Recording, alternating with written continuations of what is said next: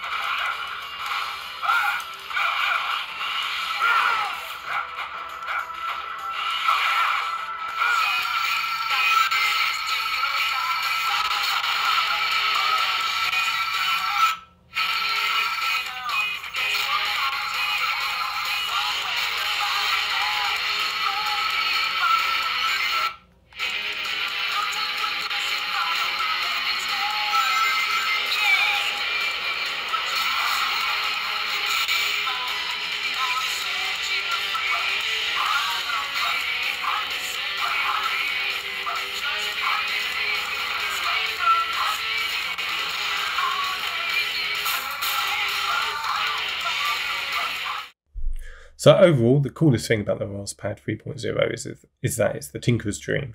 You need to assemble everything, pick, install and set up an OS, tweak it to your liking. If the idea of this puts you off, then the RaspPad won't be for you. But if you've ever wanted to attempt a Raspberry Pi build, want to tinker, want high quality parts to start from, then the RaspPad 3.0 will make a great purchase. That's it for now. Thanks so much for watching.